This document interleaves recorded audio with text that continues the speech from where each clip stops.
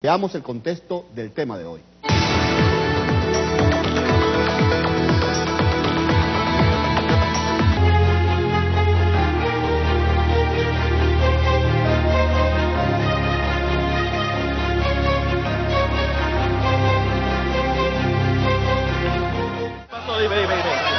Salieron completas todas las personas. Ahora están diciendo que se completas. ¿Por qué, padre? Vamos a vendérsela completa a todo el mundo.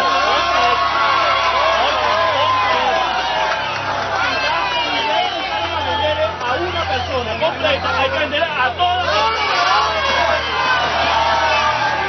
De bola que algo come, porque ¿cuánto ustedes vendían esto completo a la gente todos los días? Sí, completo, todos los días, todo el mundo me dice allá afuera. Cuando llega se le vende. Cuando llega se le vende. Y todos los días se sacan los productos. Esto es mentira, mira, Chico, ¿cómo estás? Cuéntame, ¿por qué compraste tanta mercancía? No, señora, allá adentro hay una muchacha que están comprando. Yo no soy el bachaquero, sino que yo le tengo que cuidar eso. No, pero ¿para cuántos días te alcanza esto? Oh, para una semana, eso no es mucho. ¿Qué te parece a ti los precios?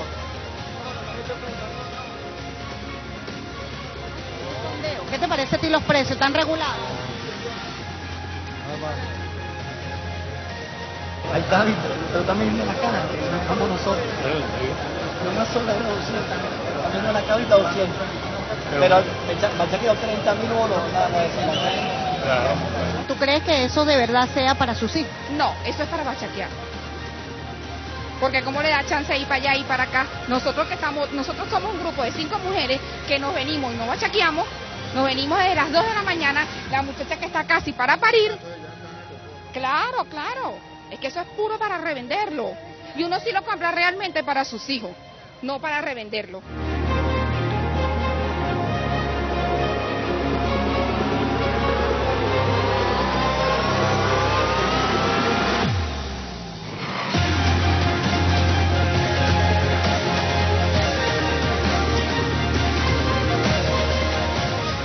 con 90. A ese precio es que debe llegar al puerto. No tengo plata para pagarle a los bachaqueros y no me da la gana tampoco, pero no tengo plata, por eso es que estoy así. Ministro de la Defensa, que lo pusieron el Vladimir Padrino López, a quien yo admiro mucho, porque él sí está al frente de eso, no ha acabado de una maldita vez con los bachaqueros. Los gerentes de aquí, de estas instalaciones, están jugando al juego del ser humano, esconden la cosa, cada cosa que viene, cualquier producto lo esconden para que la gente se obstine y salga a la calle a ese desastre, pero nosotros somos un pueblo que estamos firmes y no queremos muerte, no queremos sangre, y estamos siendo pacíficos y estamos tolerando todas cosas que hacen estos gerentes aquí del Plan Suárez. ¿Por qué la casa matriz de esta red de supermercado no tiene este precio? Si verifícate una vez la compra, ¿quién le está vendiendo esa casa matriz? Vamos a hacer un procedimiento de fiscalización inmediatamente aquí. ¿Ok? Y verificate todos los rubros. De inmediato, por favor, vamos a hacer un procedimiento. No podemos ser cómplices dentro de la cadena especulativa que está acabando con el bolsillo del pueblo. Vamos a ver quién le está vendiendo a usted el pollo a ese precio. No es el precio que usted debería comprarlo. No nos podemos hacer cómplices también de toda una cadena especulativa.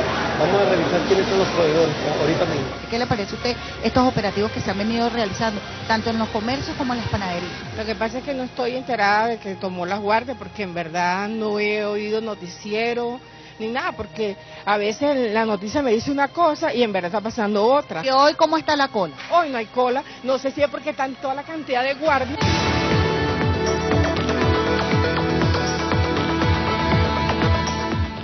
Estamos en tiempos de revolución para poner a funcionar nuestra economía, que sea más productiva, menos importadora y más sociable, que es una de las grandes preocupaciones que ha movido a los revolucionarios en los últimos 17 años, donde hay que reconocerlo, han sido más los logros sociales que los fracasos para el pueblo venezolano, si lo comparamos con los 40 años de la Cuarta República. Mientras que en el resto del mundo hoy se debaten alternativas económicas, sociales y solidarias frente a la crisis del modelo capitalista, ya la Venezuela chavista ha venido desarrollando desde hace 17 años una agenda extensa para escapar de los efectos destructores de la globalización neoliberal, del combate contra las privatizaciones, la dictadura financiera de las grandes corporaciones y contra la desigualdad en el reparto de los recursos. Y sobre todo, contra las consecuencias de las políticas de austeridad sobre el sistema de salud y la educación. Hay que recordar que Hugo Chávez nos planteó un proyecto político-social cuyo objetivo fundamental es darle mayor bienestar al pueblo y llevarle la mayor suma de felicidad posible, a pesar de las amenazas y resistencia de los grandes monopolios tradicionales y de la traición de muchos que se pusieron una frenada roja y gritaban ¡Viva Chávez!, para después robarse el dinero del pueblo e irse a poner a la orden del imperio e intentar destruir la evidencia de lo que se robaron. Es triste decirlo, la cultura de la corrupción permeó muchas de las instituciones públicas y privadas de la Venezuela actual. Un mal que la vanguardia revolucionaria debe combatir incansablemente y al mismo tiempo trabajar para aumentar el bienestar social de la población. Ya se está desmontando la tesis de que nos estamos muriendo de hambre, que estamos peor que África. Una matriz negativa que ha impulsado los medios de comunicación privados. Y hay que decir la verdad. Aquí los empresarios opositores, los del sector privado, han estado escondiendo la comida por todos lados, promoviendo el bachaqueo, especulando y dejando que se pudran antes de venderlo al pueblo. Porque esa es la guerra que tienen contra el pueblo. Y al mismo tiempo se resisten a dialogar con el gobierno o poner a producir sus máquinas, porque aún en pleno siglo XXI se siguen creyendo los amos del valle. Hay que superar esa trágica experiencia donde los productores privados afiliados a Fedecámara, Consecomercio y Benanchan, como la Kimberly-Clark, la misma empresa Polar, Huevos Obomar, entre otros, abandonaron la producción por fines políticos. Se pusieron a creer en Ramos Alup, que sacaría al presidente Nicolás Maduro en 6 meses, y paralizaron su producción. Escondieron la harina, el arroz, la chuleta, el pollo, la comida para animales, y pasaron ya 6 meses y se les pudrió todo eso. Le salieron, bolsaron la comida, perdieron millones de bolívares, eso hay que decirlo. Estoy seguro de que esa conspiración, de esa vamos a superar y vamos a salir airosos como país, que ganará el pueblo revolucionario. Por eso hay que insistir en la organización popular para la planificación y la movilización en función de los objetivos de la revolución, darle más poder al pueblo y llevarle más riquezas materiales y espirituales. En ese sentido, debemos apostar que estrategias como la gran misión Abastecimiento Soberano sea un éxito, que la unión cívico-militar se fortalezca, que se acompañe al general Padrino López para que cumpla la meta de superar los problemas coyunturales de producción y abastecimiento del país. Desde aquí le deseamos el mayor de los éxitos para cumplir el sueño de Hugo Chávez, defender la revolución y transformar la riqueza natural en una mejor calidad de vida de los venezolanos. Creemos que eso es posible por la vía de la socialización de la sociedad. Esa unión cívica militar debe transformarse en una especie de cogobierno de patriotas, digo yo, donde participen los partidos políticos, las organizaciones sociales, las Fuerzas Armadas, los empresarios, trabajadores, jóvenes, mujeres, los consejos comunales y profesionales patriotas para fortalecer la revolución. Es la única vía para superar el modelo rentista petrolero y la dependencia hacia lo importado y enrumbarnos hacia el sistema productivo soñado por todos.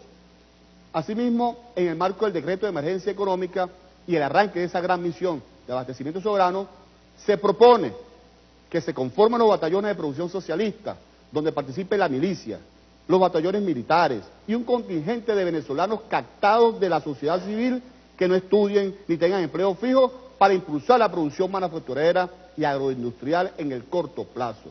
Que se aplique un plan nacional estratégico de captación de los patriotas productivos para reactivar la producción agrícola. Incluso, aquellos profesionales y técnicos que trabajen en la administración pública pudieran incluso salir temporalmente de su oficina y ponerse a la orden de esa misión y de los CLAP para superar las amenazas actuales. Son propuestas que se hacen aquí, son ideas para el debate económico, para el debate democrático que surgen de aquí, de su espacio, soberanía económica. Y con la finalidad de escuchar otras propuestas y opiniones sobre estos temas, nos visitan hoy los profesores y analistas económicos Luis López y Rosauro León, a quienes ya los tenemos aquí en el espacio de soberanía económica. Bienvenidos a su programa. Muchas gracias. Gracias, Andrés. Con ellos vamos a estar conversando en la siguiente pauta. Vamos a estar conversando hoy con el economista Rosauro León. Él fue superintendente de Procompetencia y ex viceministro de Comercio Interior. Y también con el abogado Luis López, presidente de la Fundación Construyendo una Nueva Venezuela. Ellos traen su propuesta. Ellos tienen una forma de ver la economía venezolana. Son profesores, expertos, analistas del tema. Vamos a conversar con el profesor Rosauro León. Tienen un minuto cada uno para responder, ¿no? ¿Cómo ves la economía venezolana en el contexto actual?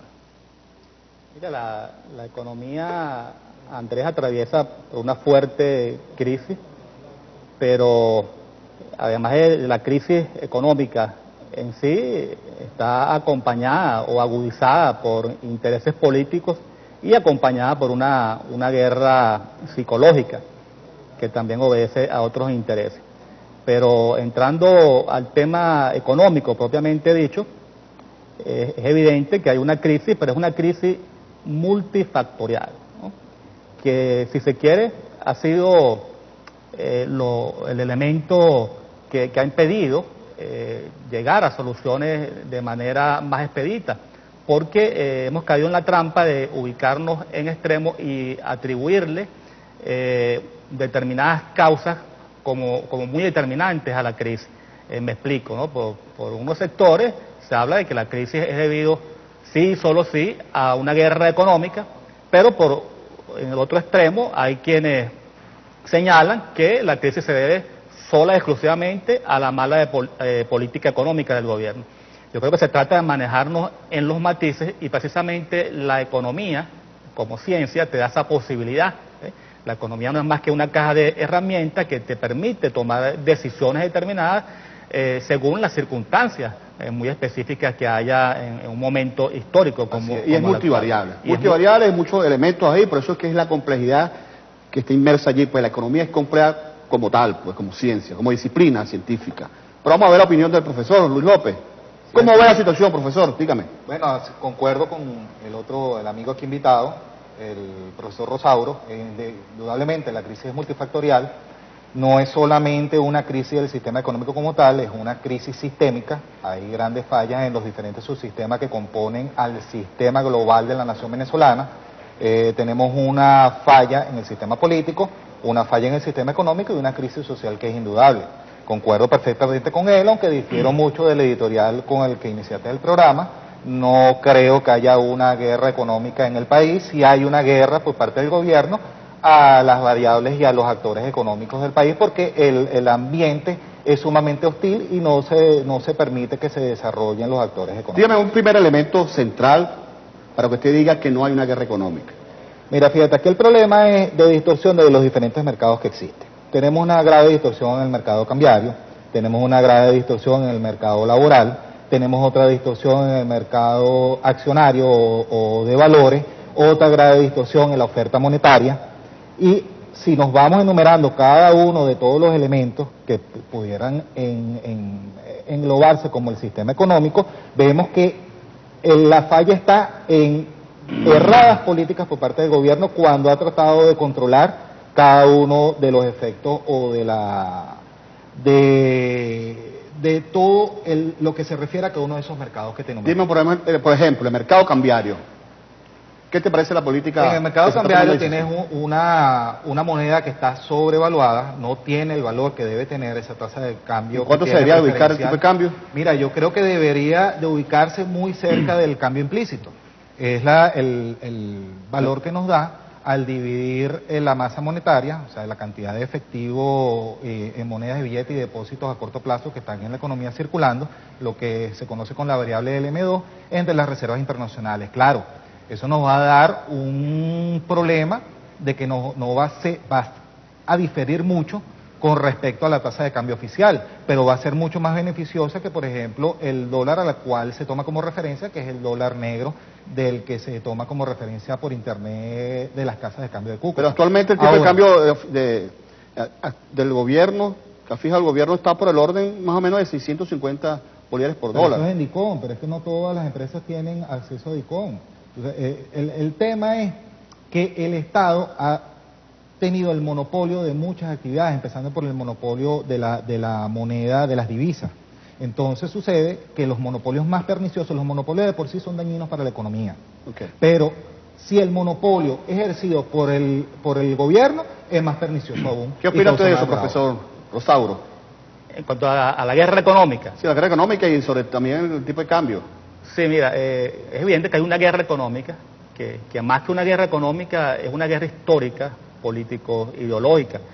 Carlos Marx la llamaba lucha de clases, que se expresa en los diferentes intereses que tienen los distintos actores de la sociedad. Y en Venezuela se expresa esa guerra económica en el acaparamiento, controlando extracción e incluso en la desinversión.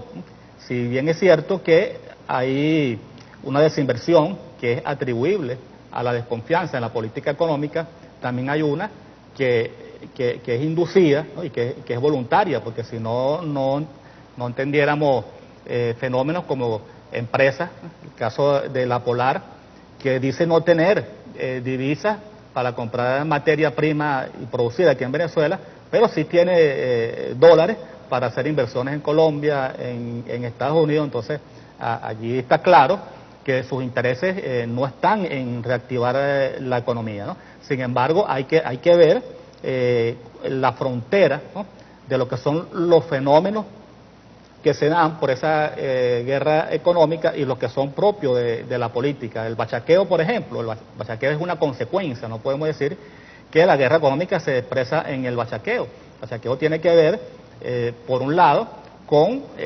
oportunidades de negocio que ven algunos sectores y que el venezolano siempre ha sido muy propenso a eso, ¿no? A la cultura del rebusque, de vender. En las oficinas públicas vemos mucho eso, el que te vende la camisa, el que te vende la torta, el que te vende la cosa.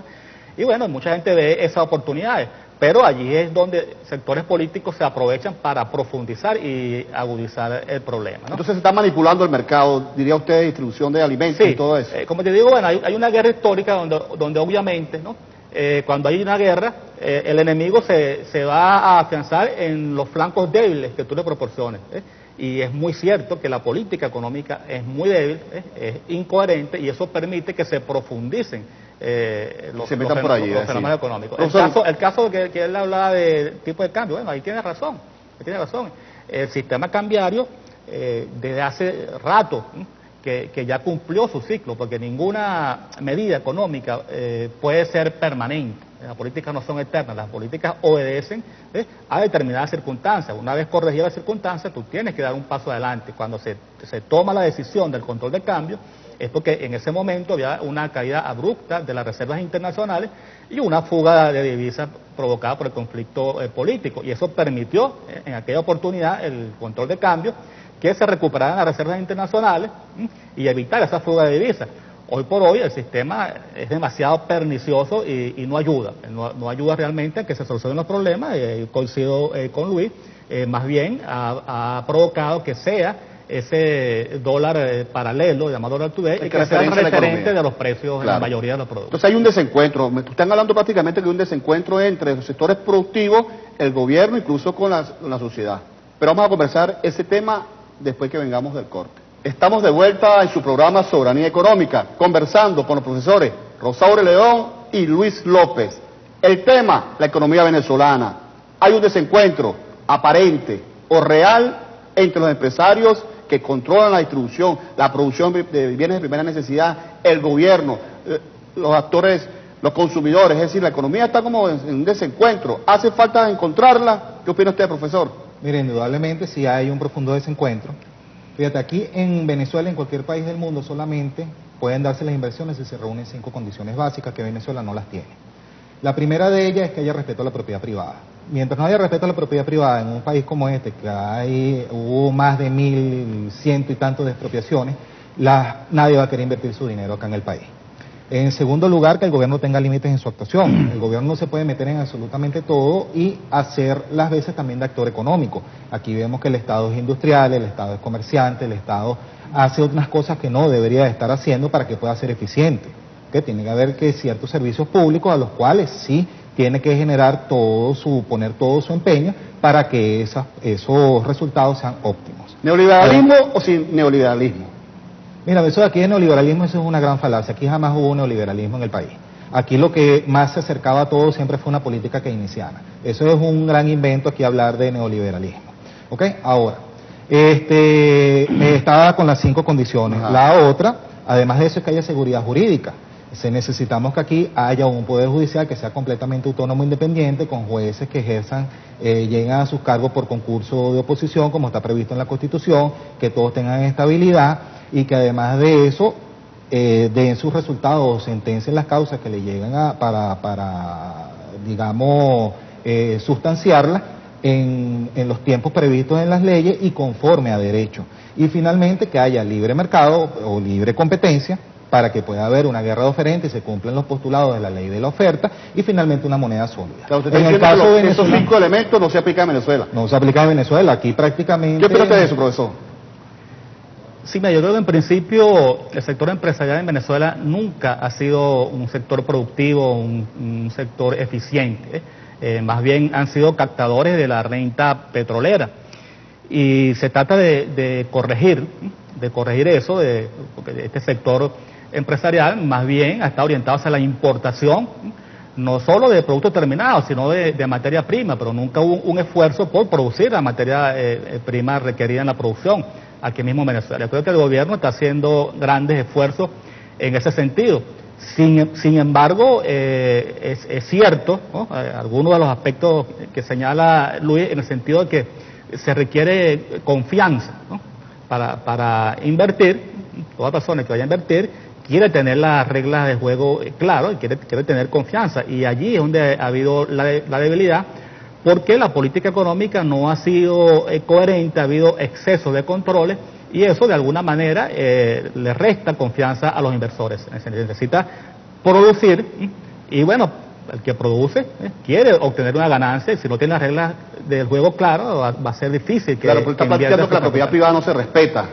¿Usted cree que en las expropiaciones que hubo en el año 2002, 2003, 2004, producto que las empresas comenzaron a votar trabajadores, producto que las empresas simplemente se tiraron a un paro, producto que las empresas violaron todas las leyes comerciales del país? Mira, ha habido de todo. Es que el problema de nosotros no es ese, ¿no?, que siempre nos ubicamos en los extremos. Todo es totalmente negro, totalmente blanco. Yo creo que con el tema de las expropiaciones, allí hubo de todo, ¿no? Hubo expropiaciones que eran necesarias porque eran de sectores estratégicos, digamos la CanTV, digamos el sector eléctrico, son sectores estratégicos que deben estar en manos del Estado. Hubo también casos de empresarios que sencillamente abandonaron la empresa, ¿no? Abandonaron la empresa y dejaron a los trabajadores a la deriva, y allí el Estado lo que ha hecho es recuperar esas empresas. Y también hubo algunos excesos de expropiaciones que no se justificaban, y vamos a estar claros, o sea, no podemos meter todo en el mismo saco, ¿no? Hay expropiaciones que eran muy pertinentes, muy beneficiosas para toda la sociedad, y hubo casos que realmente no se justificaban. Entonces, claro. Profesor Luis, entonces, desde su perspectiva, ¿cuál debe ser la función del Estado en este momento? Mira, yo difiero profundamente de lo que plantea aquí mi colega profesor, en el sentido de que no creo que haya expropiaciones beneficiosas, sobre todo con esos caracteres estratégicos, porque hemos visto que los resultados no han sido los mejores. Por ejemplo, tenemos el caso de Sidor y la siderúrgica de Sidor y Sidetur. Tienen 7, 8 años dando pérdidas. ¿Okay? Entonces no podemos hablar... Toda la vida dio pérdida, toda la vida ha dado pérdida eso. Eso dan... Toda la vida, ¿no? Cuando eso estaba... Mira, cuando eso estaba en manos de los argentinos no daban pérdidas. ¿Ok? Cuando se expropian ese tipo de empresas y que es estratégica, lo que termina es generando pérdidas. Y también se trata de hacer expropiaciones por tratar de defender los derechos de los trabajadores de esos sitios. Y yo como abogado litigante en materia laboral, a mí no me han hecho cuento porque yo me conozco el monstruo por dentro. Yo sé que los peores vilipendios a los derechos de los trabajadores se dan en todas esas empresas del Estado y ministerios, porque son despedidos sin contemplación y muchas veces ni le cancelan sus No vale, pero el gobierno actúa a profundizar ahora bien, y a las reivindicaciones sociales. Las reivindicaciones sociales, pero para el sector privado, pero para el sector público ahí vemos las colas en las inspectorías y hay muchos trabajadores del sector público. Te digo, a mí no me van a estar echando cuenta porque yo soy abogado litigante en materia laboral y yo sé el monstruo por dentro como es. Y yo bastante que he defendido derechos de los trabajadores de los ministerios en los tribunales laborales. Así que eso es una gran falacia de que primero que las expropiaciones son beneficiosas porque por un lado se defienden los derechos de los trabajadores, por el otro lado se habla también de que son más eficientes y normalmente lo que ha sucedido es que las empresas han bajado su nivel de producción hasta un 25%. ¿Qué opinas de eso, profesor? Por ejemplo, para cerrar, Sidetur o Sidor de 4 millones de toneladas la bajó a menos de 1 millón de toneladas. Sí, insisto, las generalizaciones nunca son buenas. Claro. Y si es cierto, Sidor, toda la vida, desde que yo tengo uso de razón, ha dado pérdida. Y bueno, eso sería un ejemplo negativo, pero está el ejemplo positivo, CanTV. CanTV, cuando estaba en manos privadas, hizo despidos masivos de trabajadores, que aún hay trabajadores que tienen problemas que no han sido totalmente liquidados. Pues en el caso de CanTV tuvo que intervenir el sistema judicial, ¿no?, a favor de los trabajadores. Y el papel del Estado realmente, ¿cuál debería ser entonces en este contexto? Efectivamente, hay empresas que no están produciendo, de las que fueron expropiadas, hay empresas que se metió la mano en la corrupción allí, hay empresas que son ineficientes, producto en cierta forma, bueno, de que no hay divisa, materia prima no llega, el sistema de distribución no está controlado por el Estado, sino está en manos de los privados, es decir, una serie de elementos, pero desde el punto de vista de usted... Sí, incluso cuando yo hablo de que hay expropiaciones que han sido beneficiosas para la sociedad, no me refiero solo al tema de los trabajadores, sino que hay otros elementos. El caso de la CanTV, insisto, es un sector estratégico para el Estado, no porque tenga que dar dividendos y tenga que mostrar allí una gestión eficiente, sino que es un sector que tiene que estar protegido por el Estado porque es muy vulnerable a ataques de todo tipo, cibernéticos. Bueno, lo hemos visto incluso con el tema de las elecciones. Con las elecciones se ha podido controlar eso porque la CanTV está en manos del Estado. Y sin embargo, ha habido intentos de hackeo, o sea, hemos visto cómo siempre cuando hay un proceso electoral hay intentos de hackeo, de vulnerar la data encriptada del CNE, que todo eso se controla a través de la CanTV, ¿no? Igual el sistema eléctrico, bueno, alguien te quiere dar un golpe de Estado, tomar un gobierno y el sector eléctrico es vulnerable por allí, podrían provocar una crisis, ¿no? Fíjate que Diosdado Cabello estos días, disculpe, no, que lo interrumpa, Diosdado Cabello estos días denunció que prácticamente en los cargos de dirección de interpretación pública hay muchos infiltrados, hay muchos escuálidos, lo llama él, hay muchos saboteadores, casi 30% de cargos de nombramiento de remoción de muchos ministerios está en manos de la derecha. Estamos de regreso en el programa Soberanía Económica por ANTV, Señal del Pueblo Legislador. Tenemos aquí a los profesores Rosauro León y Luis López en un gran debate de ideas sobre la economía venezolana. Profesor, ¿es compatible el modelo de acumulación de capital con el modelo de acumulación de bienestar social como está impulsando la revolución bolivariana? Mira, yo creo que es un debate sin sentido, está hablando que si hay acumulación de capital o acumulación de bienestar social. Simplemente las políticas o funcionan o no funcionan. Si ustedes se van con ese modelo de acumulación de bienestar y que ahora no es gasto público, sino que inversión social, ahí los resultados están a la vista. Primero, aquí lo que hay que hacer es aplicar una política de desarrollo y eso tiene que ser papel del Estado. Una política de desarrollo solo es posible cuando en un país haya inversiones, haya mano de obra calificada, aquí tiene que haber un cambio en las políticas educativas, haya tecnología y además de eso se combine con la gran inmensidad de recursos naturales que acá tenemos para que pasemos de ser un país, como se llamaba bajo la teoría cepaliana, un país de la periferia, que simplemente exportaba materias primas, es decir, commodities que están afectados por los precios de los mercados, a que tratemos de ver si nos convertimos en una economía productiva que en vez de vender y exportar solamente commodities o materias primas, pasemos a producir bienes diferenciados, como hizo Asia. Fíjate que el ejemplo asiático, de lo que se llaman los tigres asiáticos, Singapur, Hong Kong, Corea del Sur y Taiwán, es ejemplar en el sentido de que ellos no poseían uno de los elementos de esos 4 que te mencioné, que es recursos naturales.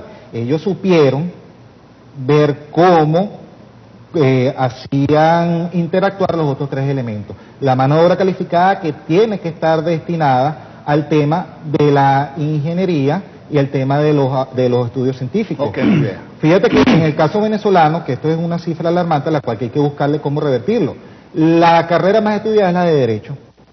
Mira, aquí lo que tenemos que tratar es ver cómo hacemos una reforma educativa que la carrera más estudiada sea la de Ingeniería o la de cosas que tengan que ver con la tecnología y científica. Por supuesto, para que haya innovación y podamos tener el desarrollo tecnológico que hace falta. Profesor Lauro, ¿qué opina usted de eso? Sí, mira, yo creo que el mundo se ha dado cuenta que la iniciativa privada es efectiva en el proceso productivo de producir riqueza, ¿no?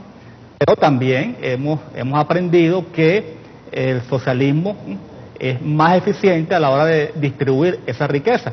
Y ahí tenemos el caso de China, por ejemplo, ¿no? que entendió eso y ahora es una potencia económica, allí debatiéndose el primer lugar con Estados Unidos. Entonces, yo creo que se trata de eso. El mismo presidente Chávez, cuando planteó el socialismo del siglo XXI, habló de la coexistencia de distintos tipos de propiedad sobre los medios de producción. Entonces, no se descartaba la propiedad privada sobre los medios de producción, al igual que la propiedad colectiva, la propiedad comunal, la propiedad social.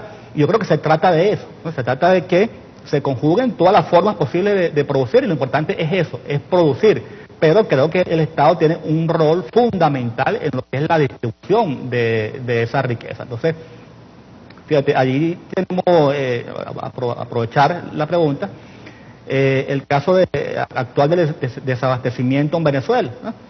El desabastecimiento, como hemos dicho, es de varios factores, pero uno de ellos es la falta de producción. Ahora, no hay estímulo en algunos sectores empresariales en producir cuando tienen, por un lado, control de precios y por otro lado, control de la ganancia. Entonces, allí estamos hablando de un exceso de controles. Si ya está controlada la ganancia con la ley de precios justos, y sabemos entonces, bueno, que los empresarios no deben exceder un 30% de la ganancia, bueno, vamos a trabajar en función de eso, y yo creo que sería recomendable actualmente liberar los precios de los productos regulados, que creo que son la verdadera causa de las colas, ¿no?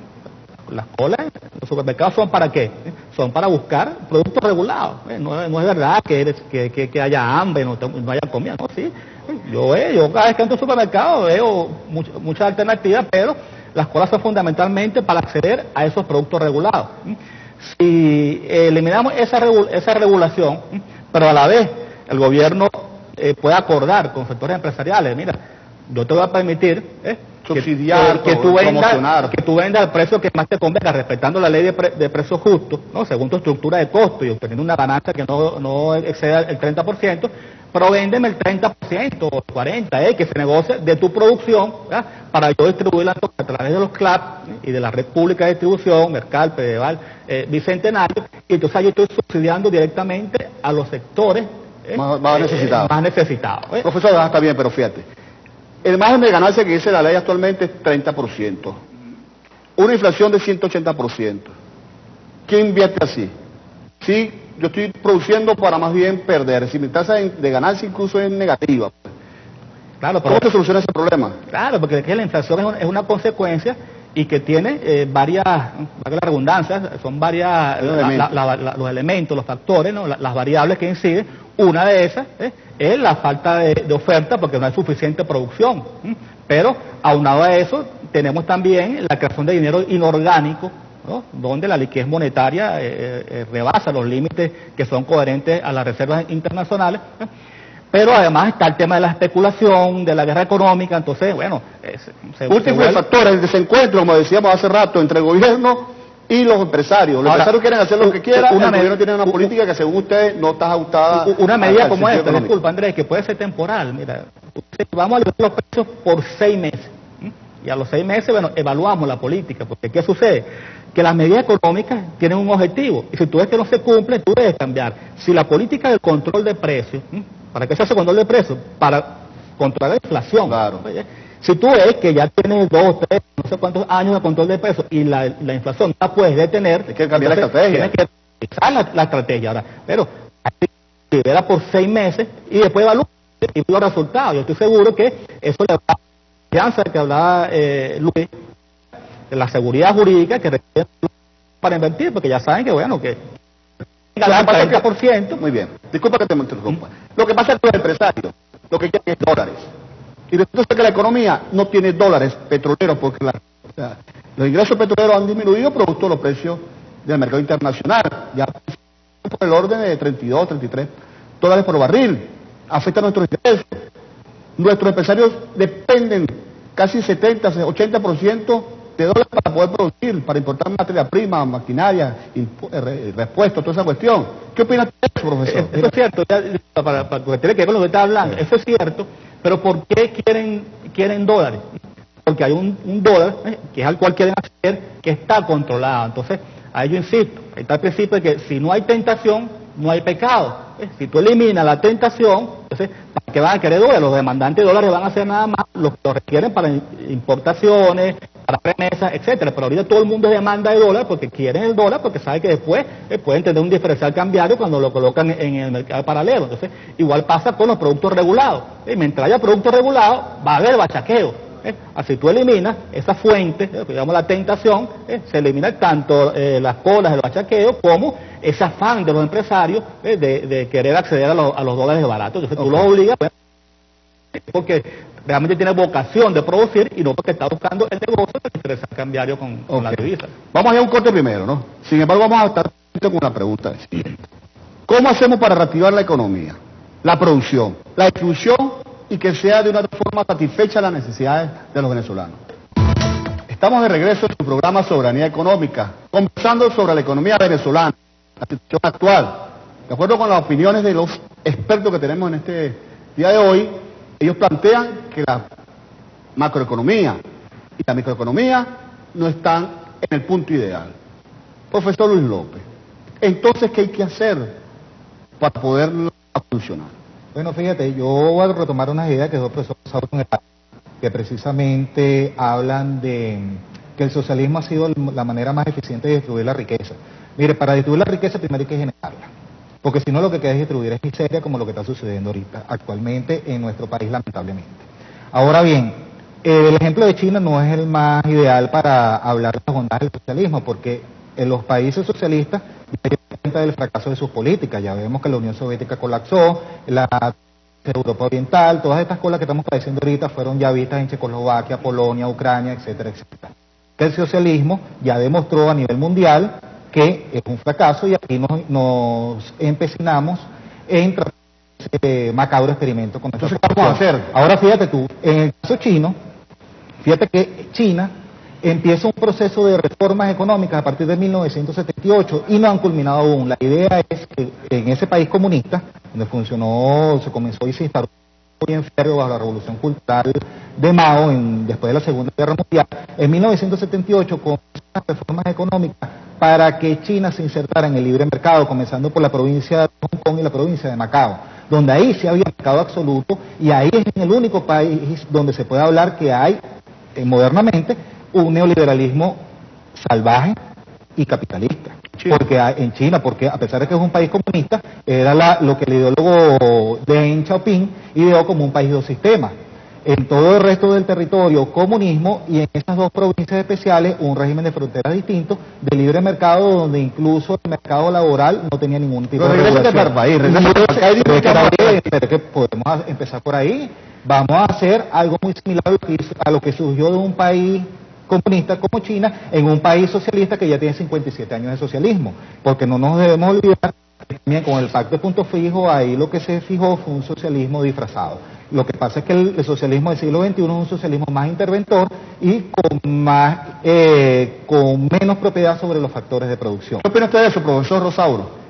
Mira, no solo el caso de China, país de 1.200 millones de habitantes donde anualmente había hambruna, y que con el sistema de distribución socialista se ha logrado de alguna manera mermar ese problema allí. Pero podemos poner el caso de Noruega. Noruega es el típico ejemplo de lo que yo planteo, donde por un lado funciona el modelo de producción capitalista basado en la propiedad privada, pero también el estatal, porque están las navieras y las petroleras que son del Estado, pero la distribución de la riqueza en Noruega es netamente socialista. Dice que Canadá también. En Noruega toda la salud es pública y funciona, toda la educación es pública y funciona. Entonces se trata de eso, ¿no? En el caso venezolano, tú planteabas la micro y la macroeconomía. Yo creo que a nivel de microeconomía el gobierno está haciendo los esfuerzos necesarios. Creo que el problema de Venezuela no es de microeconomía. Allí con los motores productivos apuntan a los clubs. No, sobre todo los motores, pues se trata de reactivar la economía a más productiva, ¿no? Ese desarrollo industrial. El problema está más bien en la macroeconomía, en la política económica general, donde no se toman decisiones, ¿sí? Porque creo que hay mucho prejuicio, ¿no?, con el tema del neoliberalismo, ¿no? Bien lo decía Luis, y medidas tan puntuales como liberar los precios, productos regulados y la reunificación cambiaria. Muchos actores políticos lo ven como que eso es un paso atrás en cuanto al neoliberalismo, y no es así.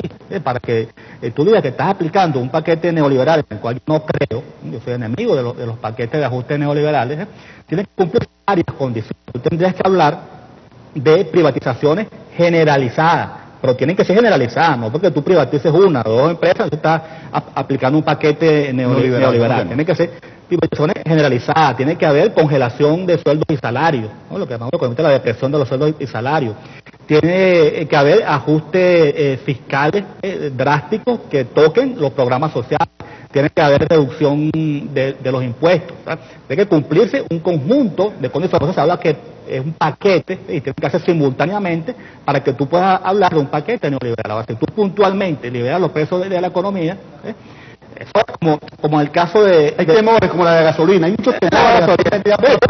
El caso de Estados Unidos, con este tema de los controles, ¿no? Porque se cree que control es socialismo y liberación es capitalismo. Viste, en Estados Unidos, con la crisis financiera del año 2007-2008, de la burbuja del Estado, ¿por qué se dio esa crisis? Porque habían desregulado a todo el sector financiero, totalmente liberado, pues, y eso provocó una crisis en el capitalismo. ¿Qué hizo el gobierno demócrata de Obama? Bueno, empezó a aplicar controles sobre el sector financiero. Vamos a decir por eso que entonces Obama es socialista porque hizo controles. No, lo entendían así, allá decían que era socialista. Exactamente, hay muchos prejuicios, y si no salimos de esos prejuicios nos cuesta tomar hay muchos tabús, profesor Díaz, disculpe que lo interrumpa, hay muchos tabús sobre ese tema, sobre el capitalismo, sobre el socialismo. ¿Cuál es lo ideal? En este caso, en Venezuela, las largas colas, sobre todo por productos, como dijo el profesor Rosauro, de primera necesidad, son las colas. ¿Qué vamos a hacer, profesor Luis López, en el corto plazo para que haya más harina de maíz precocida, más pasta, más pollo, más carne de los anaqueles? Eso es lo que quiere escuchar la gente. Dígame usted directamente. Mire, pero es que a corto plazo no hay solución de que tú me digas ya en una semana se va a arreglar el problema del país. Aquí lo que pasó fue, económicamente hablando, como un incendio forestal. Si aquí el Ávila se quema, por decir algo, eso tú no lo vas a recuperar, no lo vas a tener verde en menos de 3 meses. Aquí lo que pasó económicamente fue una hecatombe. Entonces tú no puedes pretender que en el corto plazo tú lo vas a arreglar. Primero, como te dije, aquí hay diferentes distorsiones en los diferentes mercados. ¿Por qué? Porque tenemos una gran cantidad de productos de bienes que son comercializados acá, que son importados, porque tienen un 80% de lo que consumimos viene de afuera.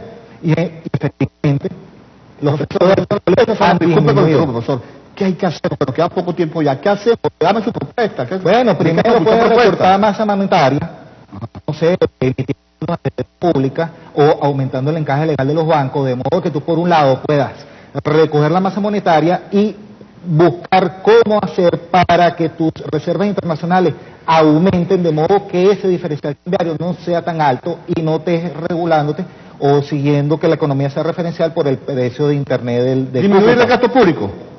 Obviamente, el gasto público aquí hay que arroparse hasta donde la cobija llegue. ¿Cómo puedes hacer para disminuir el gasto público? Por ejemplo, aquí hay en la administración pública 2,5 millones de empleados. Y si sumamos las gobernaciones y alcaldías, eso llega a 4 millones. Tenemos que la población activa venezolana son 13 millones.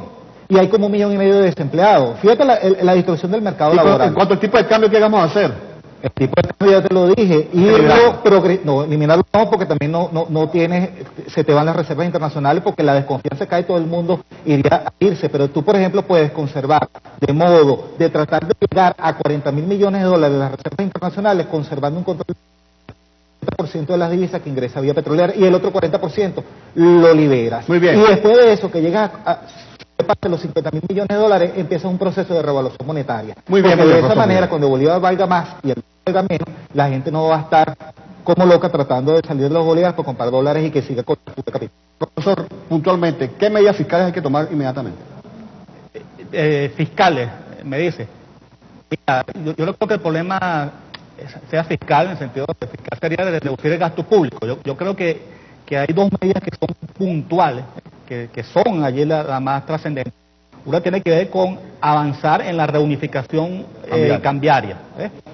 Fíjate, cuando se creó el CIMADI, la primera vez, el dólar paralelo bajó en el primer mes. Sin embargo, no se avanzó, o sea, no se continuó en la política y nuevamente se disparó el dólar paralelo. Ahora con el DICOM está pasando lo mismo, ¿no? Con el DICOM logró que bajara el dólar paralelo, que se ha mantenido, pero si no se avanza en esa reunificación, puede haber un nuevo reimpulso del dólar paralelo. Entonces, yo creo que ese dólar de 10 hay que eliminarlo, o sea, claro, hay que hacerlo progresivamente. Yo creo porque todos no se disculpa que te interrumpa, porque no todos se benefician de esos bienes productos subsidiados. Claro, porque allí el argumento es que con eso vamos a garantizar alimentos y medicinas a la población, y eso no está sucediendo. Entonces, un primer paso sería ese dólar, bueno, de evaluarlo, no debe ser menos de 100 bolívares, ¿no? Avanzando hasta que el referente sea el DICOM. Sea el DICOM. El otro, ya te lo dije, el de liberar por un periodo de 6 meses, simultáneamente con negociar un porcentaje de la producción empresarial para ser distribuida a través de los CLAP y la República de Distribución. Lo demás, bueno, ya son medidas un poco más audaces. Yo sí creo en que hay que cambiar la moneda. O sea, yo creo que ya el Bolívar debe dar paso a una nueva moneda que puede ser el bolivariano para seguir con la tradición de Bolívar, pero, o sea, ya estamos... Pero eso es otro tema que vamos a discutir en otra oportunidad.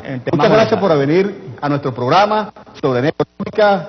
Les agradecemos a toda nuestra audiencia, el equipo de programación, este servidor Andrés Giuseppe, y los invitamos a un nuevo programa, Soberanía Económica, por aquí, por AETV, Señal del Pueblo Legislador.